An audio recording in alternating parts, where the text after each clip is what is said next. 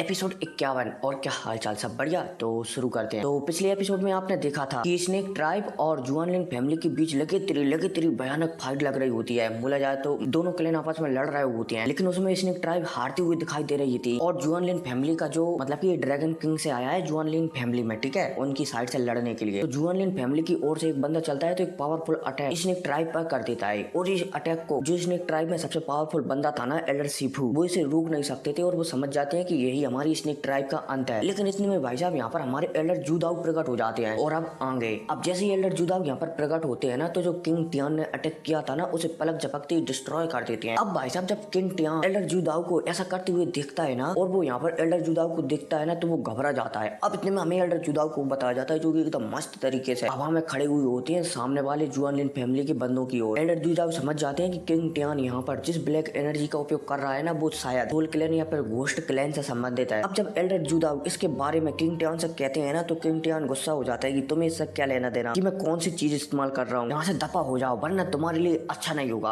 अब भाई साहब जब एल्डर जूदाऊ यहाँ पर किंग टियान की बात सुनते हैं ना, तो उसके चेहरे पर मुस्कुराहट आ जाती है। एल्डर जूदाऊ चलते हैं तो अपनी शक्तियों को रिलीज करते हैं। अब भाई साहब जैसे ही एल्डर जूदाऊ अजीब सी सिल्वर कलर की शक्तियों को रिलीज करते हैं ना, तो जो किंग टियान की शक्तियां थी ना ब्लैक वाली, वो दबने लगती है। यहाँ पर किंग टियान समझ जाता है कि शायद एल्डर जूदाऊ घोस्ट क्लैन की शक्तियों को दबाना जानते हैं कि कैसे दबाई जाती है उन्हें। अब यहाँ पर किंग टियान का एक साथी था, साथ नहीं 8-10 संगाती थे, वो चलते हैं तो किंग टियान को समझाने लगते हैं कि हम एल्डर जूदाऊ से नहीं जीत सकते, इसलिए अब हमें पीछे हट जाना चाहिए। और वैसे भी हमारा यहाँ पर जो मिशन था ना, वो पूरा हो चुका है। हमने किंग जुआनलिन और 2-3 बंदों को इस महल के अंदर भेज दिया है। अगर उनकी किस्मत अच्छी होगी तो वो उस चीज को हासिल कर लेंगे जिस चीज को वो यहाँ पर लेने के लिए आए थे। अब भाई साहब किंग टियान यहाँ पर इस बंदे की बात सुनता है ना, तो वो हमें सिर लाता है और यहाँ से 9-11 हो जाता है। हालांकि 9-11 होने से पहले किंग टियान का जो ब्लैक वाला स्नेक था ना, उसे एल्डर जूदाऊ अपने एक ही अटैक से डिस्ट्रॉय कर देते हैं, जिस वजह से किंग टियान को मजबूरन यहाँ से जाना पड़ता है। बोला जाए तो भागना पड़ता है। अब जैसे यहाँ से किंग टियान भागता है ना, तो यहाँ पर एल्डर सिफू और एल्डर जूदाऊ को बताया जाता है, जो कि आपस में एक दूसरे से बात करने लगी है। एल्डर सिफू चलते हैं तो एल्डर जूदाऊ से पूछने लगते हैं कि तुम यहाँ पर किस लिए आए हो। एल्डर जूदाऊ चलते हैं तो बताने लगते हैं कि मैं तो बस यहाँ पर घूमने के लिए आया था, और जब मैंने तुम्हारे क्लैन पर जुआनलिन फैमिली का हमला देखा ना, तो मैं तुरंत यहाँ पर आ गया। अब भाई साहब इतने में सीन सब होता है और पर हमारे जान को बताया जाता है, जो कि यहाँ पर लड़ाई बंद होने के बाद कहने लगता है कि अब शायद हमें भी यहाँ से निकलना चाहिए और इस रेगिस्तान में और भी गहरे हिस्सों में जाना चाहिए, क्योंकि मुझे वहाँ से कुछ अजीब सी फीलिंग महसूस हो रही है। अब भाई साहब यहाँ पर हमारा जान ये कहता है ना, तो जान के साथ ज्यादा बंदे नहीं थे, सिर्फ 3 ही बंदे थे। एक थी मोयान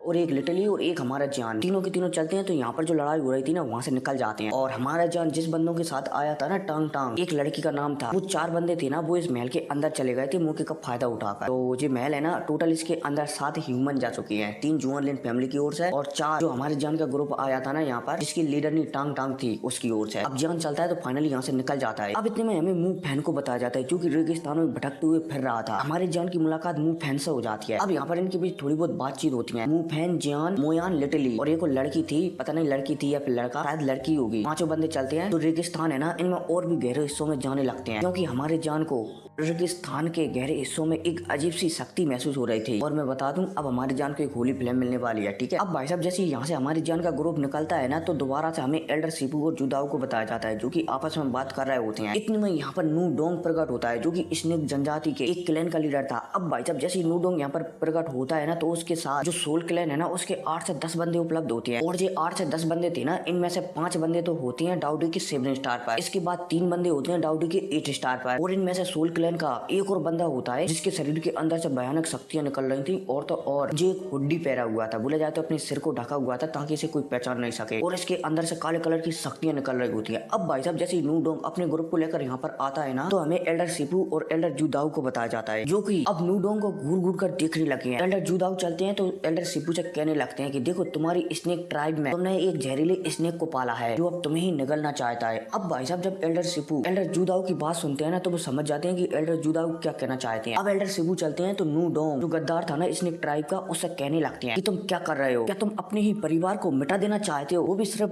परिवार की गद्दी छीनने के लिए। अब भाई साहब जब नू डोंग एल्डर सिफू की बात सुनता है ना, तो वो मुस्कुराने लगता है। एल्डर सिफू चलते हैं तो नू डोंग को और भी समझाने लगते हैं कि वो ऐसी बात नहीं है, अगर वो 9 कलर की स्नेक वाली लड़की यहाँ पर नहीं आती थी ना तो भी तुम्हारी इतनी औकात नहीं कि तुम लीडर बन सको, वो भी स्नेक ट्राइब का। इसलिए तुम्हें फालतू की बातें छोड़ देनी चाहिए। अब भाई साहब जब यहाँ पर एल्डर शिपू कहते हैं ना तो डूडू चलता है तो यहाँ पर कहने लगता है कि फालतू की बकवास तो तुम कर रहे हो, तुम चाहते तो मुझे पहले ही स्नेक ट्राइब का लीडर बना सकते थे, लेकिन तुमने तो कुछ और ही सोचो। खैर जो भी हो, अब तुम्हारी सारी गलतियां पूरी तरीके से खत्म कर दूंगा। अब भाई साहब यह कहते हैं नूडोंग चलता है तो यहाँ पर सभी को धमकी देने लगता है कि जो भी स्नेक ट्राइब का मेंबर या फिर लीडर यहाँ पर है ना, वो अगर मेरी साइड आना चाहे तो वो आ सकता है, वरना आज तुम में से कोई भी जिंदा नहीं बचेगा। अब भाई साहब जब नूडोंग ये कहता है ना तो स्नेक ट्राइब का कोई भी मेंबर नूडोंग की साइड नहीं होता, जिस वजह से नूडोंग को थोड़े समय के लिए तो गुस्सा तो रहता है, लेकिन वो अपने गुस्से को शांत कर लेता है। अब इतने में नूडोंग चलता है तो उसके पास में जो हुड्डी वाला बंदा ठाड़ा हुआ था ना काले कलर का, उससे कहता है कि तुम सिर्फ एल्डर जुदाऊ और एल्डर सेपू को संभाल लेना और बाकी को मुझ पर छोड़ देना।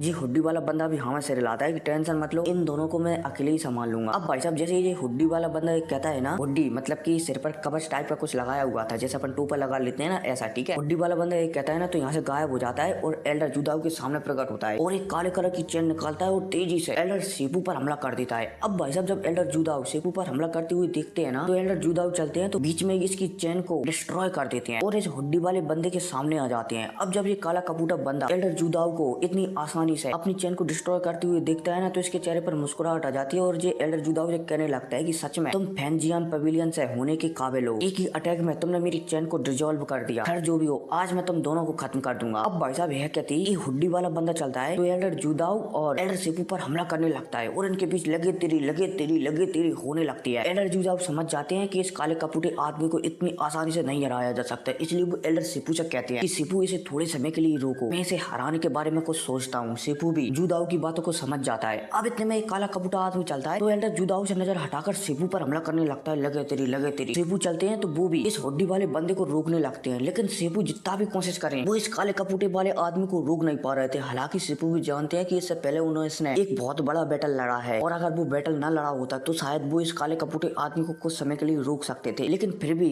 एल्डर सेपू अपना पूरा कोशिश कर रहे होते हैं कि वो इस काले कपूटे आदमी को रोक सके। इतने में हमें एल्डर जुदाऊ को बताया जाता है जो कि एक सिल्वर कलर का स्क्रॉल निकालते हैं और उसमें अपनी एनर्जी को भरने लगते हैं, बोले जाए तो आध्यात्मिक शक्तियों को भरने लगते हैं। अब भाई साहब जैसे ही एल्डर जुदाऊ की शक्तियां इस स्क्रॉल में जाती है ना तो ये स्क्रॉल था ना ये चमकने लगता है और इस स्क्रॉल पर अजीब अजीब सी लाइनें आने लगती हैं। अब यहाँ पर एक फॉर्मेशन बनने लगता है। अब इतने में हमें एल्डर सेपू को बताया जाता है जो कि इस हुड्डी वाले बंदे से लड़ रहा था। इस हुड्डी वाले बंदे का भी ध्यान एल्डर सेपू से हटकर एल्डर जुदाऊ पर जाता है। अब भाई साहब जब ये हुड्डी वाला बंदा एल्डर जुदाऊ को एक फॉर्मेशन बनाते हुए देखता है ना तो ये समझ जाता है कि ये तो एक बैटल फॉर्मेशन है, ये बंदा एक बैटल फॉर्मेशन मास्टर है। सच में ऐसा लगता है कि आज मैं बहुत ज्यादा टैलेंटेड लोगों से मिल रहा हूँ। अब भाई साहब ये हुड्डी वाला बंदा था ना ये एल्डर सेपू से ध्यान हटा लेता है और इसका पूरा ध्यान एल्डर जुदाऊ पर पहुंच जाता है। अब जैसे ही एल्डर जुदाऊ भी इस हुड्डी वाले बंदे को देखते हैं ना तो उनके चेहरे पर मुस्कुराहट आ जाती है। अब इतने में हमें हुड्डी वाले बंदे को बताया जाता है। हुड्डी वाला बंदा चलता है तो एल्डर जुदाऊ से कहने लगता है कि ऐसा लगता है कि जुआन लेन कॉन्टिनेंट में बहुत ही ज्यादा टैलेंटेड बंदे हैं। खैर जो भी हो, अगर तुम ये सोचते हो कि इस बैटल फॉर्मेशन से तुम मुझे रोक सकते हो तो तुम्हारी ये गलत फहमी है। आज तुम बिल्कुल भी जिंदा नहीं बच सकते यहाँ से। अब भाई साहब यह कहती है बंदा चलता है तो धुआं में बदल जाता है, बोले जाए तो यहाँ से गायब हो जाता है।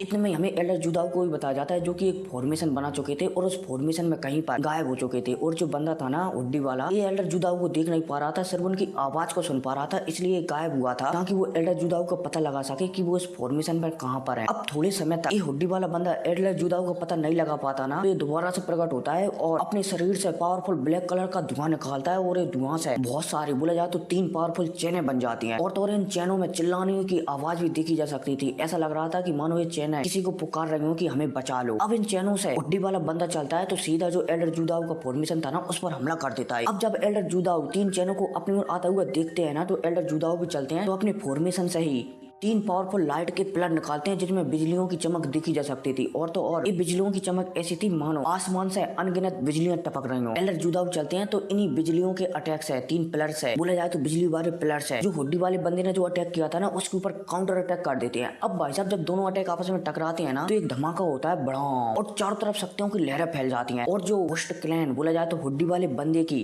3 चेनें थी ना वो भी डिस्ट्रॉय हो जाती हैं और यहाँ पर एल्डर जुदाओ के जो लाइट के 3 पिलर थे ना वो भी डिस्ट्रॉय हो जाते हैं। अब इतने में हमें इसी हुड्डी वाले बंदे को बताया जाता है जो कि समझ जाता है कि एल्डर जुदाओ को हराने के लिए उसे अपनी पूरी स्ट्रेंथ को इस्तेमाल करना ही पड़ेगा। लेकिन इतने में ये महसूस करता है कि मानो चारों तरफ का स्पेस बंद हो रहा हो। उसे ऐसा लगने लगता है कि मानो किसी वो अलग ही दुनिया में आ गया हो, बोला जाए तो एक नया डोमेन में आ गया हो, क्योंकि जो एल्डर जुदाओ है ना उन्होंने इस हुड्डी वाले बंदे को अपने डोमेन में कैद कर लिया था और वो डोमेन में जाकर फाइट कर रहे थे। बोला जाए तो एक अलग स्पेस में जाकर फाइट कर रहे थे। खैर कोई नहीं, इसी के साथ एपिसोड खत्म हो जाता है और अब बहुत ही कम दिन बचे हैं हमारे चैनल को मोनेटाइज होने में। पता नहीं होगा या फिर नहीं, लेकिन अगर नहीं हुआ ना तो वीडियो आगे से नहीं आएंगी, क्योंकि यार 3 महीने होने को हो गए हैं। खैर कोई नहीं, अब बाद में पता चलेगा। मिलते हैं अगले वीडियो में। Take care.